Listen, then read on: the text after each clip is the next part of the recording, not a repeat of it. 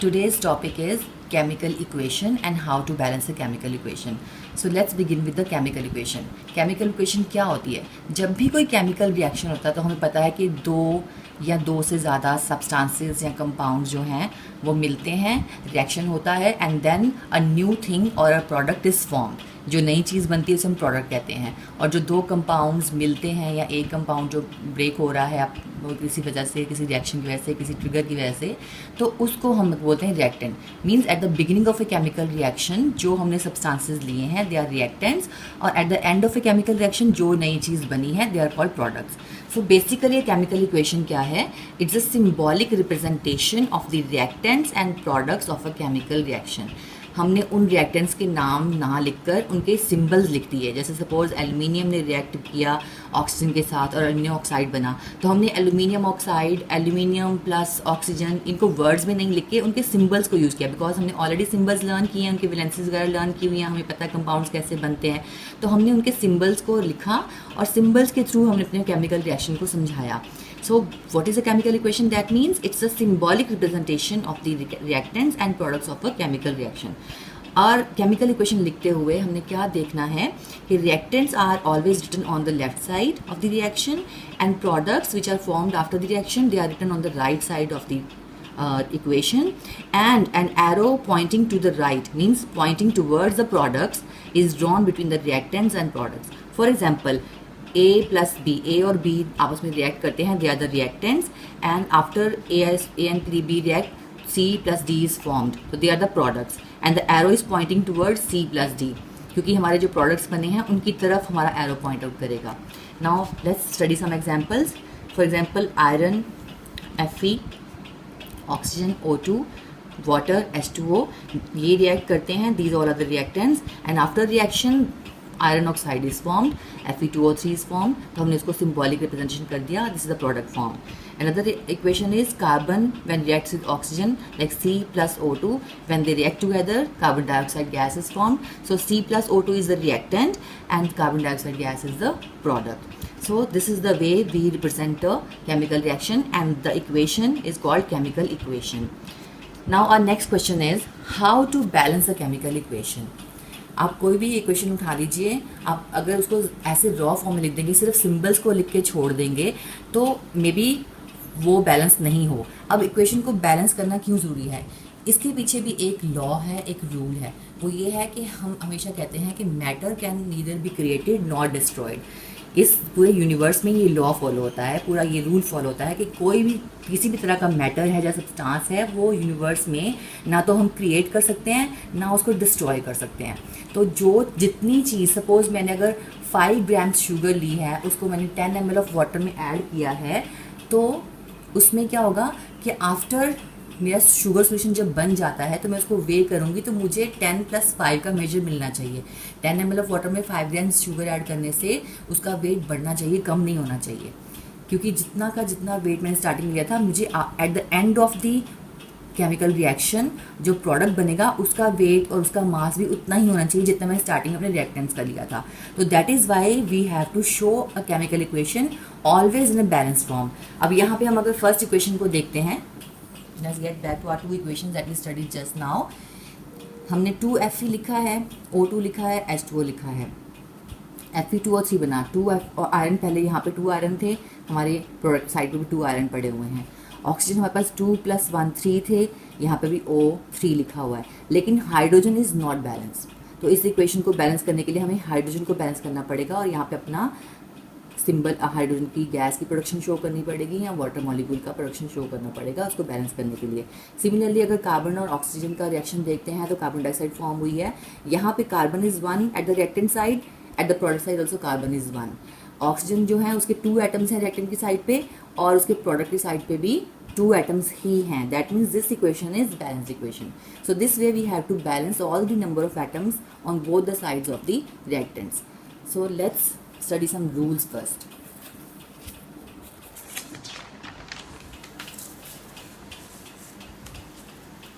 Now these are the rules of balancing a chemical equation. पहला rule हमारा है the number of atoms of each element should be same on both the sides of the equation.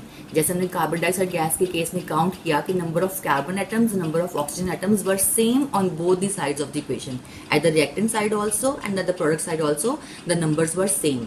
Second rule is that chemical formula of a substance is not change. हम किसी भी कीमत पर अपनी equation को balance करने के लिए किसी सब्सटेंस का केमिकल फॉर्मूला चेंज नहीं करेंगे. अब कार्बन डाइऑक्साइड का फॉर्मूला CO2 है तो CO2 ही रहेगा. अगर हमें उसको बैलेंस करना है एटम्स को तो हम उस फॉर्मूला के आगे कोई नंबर लिख सकते हैं मल्टीप्लाई करने के लिए, लेकिन हम CO2 में कोई चेंज नहीं कर सकते. सपोज फॉर एग्जांपल अगर वाटर हम इन्वॉल्व करें तो वाटर का फॉर्मूला इज H2O. तो अगर हमारे किसी रिएक्शन में वाटर इन्वॉल्व हो रहा है may be eight the reactant side और एट द प्रोडक्ट साइड, तो वाटर का मॉलिक्यूल का नंबर को बढ़ाने के लिए हम वाटर के मॉलिक्यूल के बिगिनिंग में कोई नंबर ऐड कर सकते, कोई नंबर मल्टीप्लाई कर सकते हैं, लेकिन हम H2O को बिल्कुल टच नहीं करेंगे. उसकी फॉर्मूला, उसकी बेसिक फॉर्मूला को चेंज नहीं कर सकते. एंड थर्ड इज कैसे बैलेंस करना है.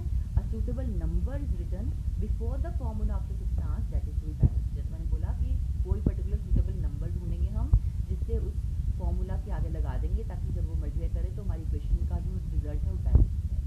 तो अभी कुछ एग्जाम्पल्स हम स्टडी करेंगे ये देखने के लिए कि इक्वेशन बैलेंस कैसे होती है.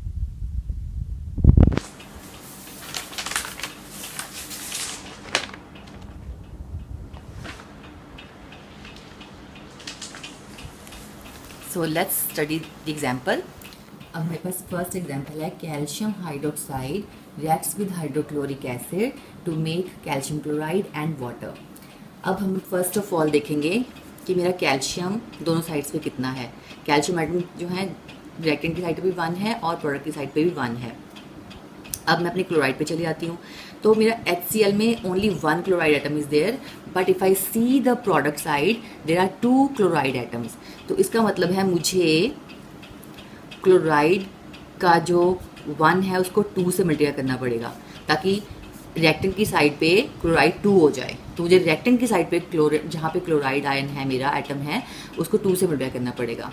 राइट.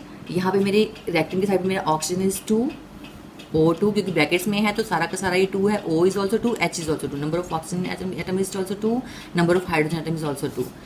तो ये मेरा रिएक्टेंट की साइड का डिटेल्स है. यहाँ पे लेकिन हाइड्रोजन 2+1 है क्योंकि 1 आपकी यहाँ पे भी है, 2 यहाँ पे है. कैल्शियम हाइड्रोक्साइड के साथ 2 एटम्स लगे हुए हैं और एक एटम हमारा हाइड्रोजन का क्लोरीन के साथ लगा हुआ है. तो यहाँ पे टोटल हमारे पास 3 हाइड्रोजन है. प्रोडक्ट की साइड पे calcium is 1, chlorine atoms are 2, hydrogen atoms are 2 and oxygen atom is 1. तो पहले हम अगर क्लोराइड को बैलेंस करते हैं तो मुझे इसको 2 से मल्टीप्लाई करना पड़ेगा. अगर मैं क्लोराइड को 2 से मल्टीप्लाई कर रही हूँ तो मुझे दैट मीन्स 2 यहाँ लगाना पड़ेगा इसके फॉर्मूला के आगे, ना कि सिर्फ क्लोरीन के आगे, ना क्लोरीन के सबस्क्रिप्ट में. तो क्लोरीन एटम के जिस फॉर्मूला में क्लोरीन एटम आ रहा है उसके आगे मैं 2 लगा दूंगी. अब यहाँ पे 2 लगाने का मतलब है कि हाइड्रोजन भी 2 हो जाएंगे. हाइड्रोजन 2 जाएंगे तो यहाँ पे मेरे हाइड्रोजन कितने बढ़ गए, पहले 2 यहाँ पे थे, 2 यहाँ पे हो गए, तो अब ये एक और बढ़ गया, 4 हो गए मेरे हाइड्रोजन एटम जो है 4 हो गए. अब मेरा यहाँ पे चेक करूँ तो मेरे हाइड्रोजन एटम जो है सिर्फ 2 हैं. इसका मतलब मुझे यहाँ पे फिर हाइड्रोजन को 4 बनाने के लिए 2 से मल्टीप्लाई करना पड़ेगा. तो जब मैं हाइड्रोजन को 2 से मल्टीप्लाई करूँगी दैट मीन्स हाइड्रोजन जिस फॉर्मूला में है मैं उसके आगे 2 लगा दूँगी. राइट. तो यहाँ पे मेरा हाइड्रोजन 2 बन जाएगा. ओके. नाउ हाइड्रोजन के 2 बनने के साथ मेरा ऑक्सीजन भी 2 बन गया क्योंकि फॉर्मूला में ऑक्सीजन भी इन्वॉल्व था. तो 2 ऑक्सीजन बन गया, मतलब मेरा 2 अब यहाँ पे ऑक्सीजन जो है यहाँ पे 2 बन गया और मेरा रिएक्टेंट की साइड पे भी ऑक्सीजन 2 था. अगर अब मैं चेक करती हूँ तो I think the equation is balanced. देखिए CaOH2 plus 2HCl gives us CaCl2 plus 2H2O. तो अब मैं नंबर ऑफ एटम्स काउंट करूँ तो let's check it. Calcium is 1, calcium is 1, oxygen is 2, there is no other oxygen, oxygen is 2. Right. Now hydrogen is 2 here in hydroxide and 2 with hydrochloric acid. So hydrogen are 4 and here also 2 2s are 4. So hydrogen is also balanced. Now chlorine, there are 2 chlorine atoms and similarly here also there are 2 chlorine atoms. So every atom of the element, every element is balanced in this equation. So this is my balanced equation. Okay. Now let's solve another example.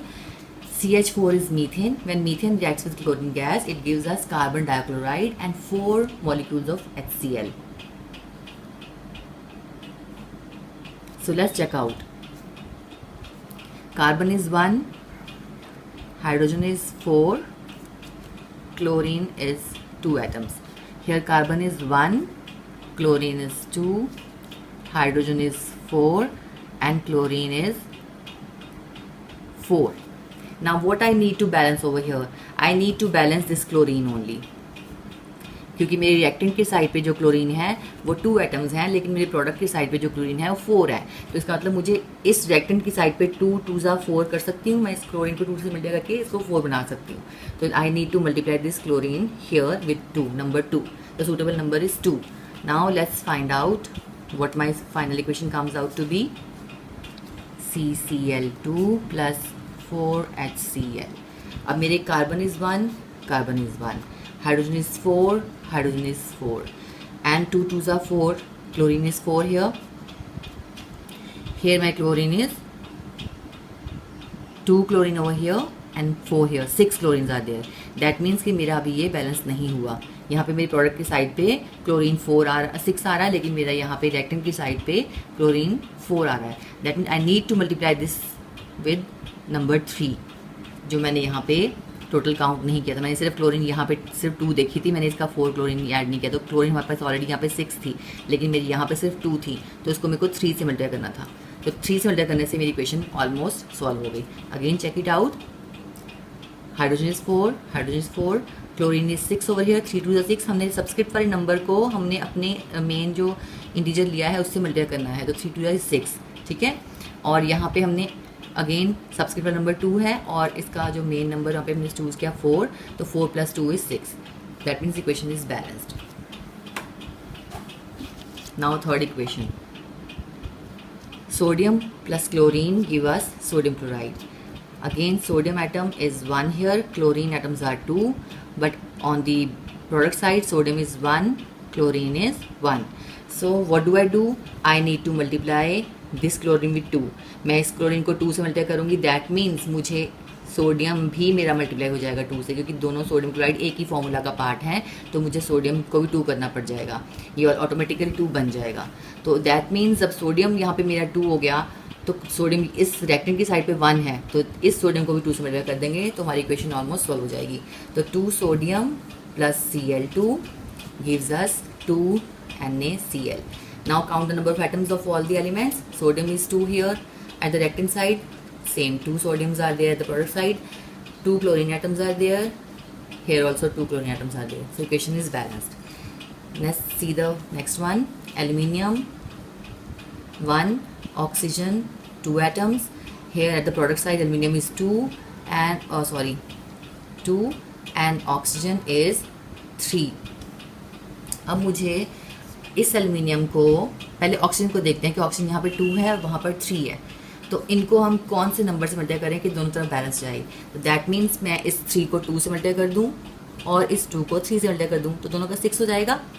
इस 2 को 3 से multiply कर दूँ और इस oxygen के 3 को 2 से मल्टीप्लाई कर दूँ, तो मेरा ऑक्सीजन जो है बैलेंस हो गया. 3 2 6, 3 2 6. इसको लेकिन ऑक्सीजन को 6 करने के बाद मैंने एल्यूमिनियम का चेक किया, तो मेरे प्रोडक्ट की साइड पर एल्यूमिनियम इज 2 2 4. तो मेरा एल्यूमिनियम यहाँ पे जस्ट 1 है. That means I need to multiply this aluminium with number 4. तो मैंने इसको नंबर 4 से मल्टीप्लाई किया. Now my equation becomes 4Al + 3O2 2Al2O3. अब मैं चेक करती हूँ, तो 4 aluminium atoms are there at the reactant side, 4 aluminium atoms are there at the product side, 6 atoms of oxygen are there at the product side, reactant side, and 6 atoms of oxygen are there at the product side. So my equation is balanced. इस तरह से आपने एक एक atom को पहले लेना है और उसको बैलेंस करना है, और बैलेंस करने के साथ आपने फिर दोबारा से फॉर्मूला का काउंट शुरू करना है कि मेरे उस नंबर से मल्टीप्लाई करने से उस फॉर्मूला में क्या चेंज आया. क्योंकि एक एलिमेंट को आप बैलेंस करने जाओगे तो ऑब्वियसली ऑटोमेटिकली आपका दूसरा एटम जो है उसके भी नंबर्स बढ़ जाएंगे. तो फिर आपने वापस रिएक्टेंट साइड या प्रोडक्ट साइड जाके देखना है कि उसके नंबर बढ़ने से मुझे दूसरी तरफ क्या करना, किस नंबर से मल्टीप्लाई करना पड़ेगा जिससे मैं उस आइटम को बैलेंस कर सकूँ, नंबर ऑफ आइटम्स को बैलेंस कर सकूँ। Ultimately at the end of the reaction आपको क्या देखना है, एंड ऑफ द प्रोसीजर में, कि आपके सारे एलिमेंट्स के number of atoms should be same on the reactants and product side. So this is the way you balance a chemical equation, and I have given some more equations for you to practice. You can check out in your notes.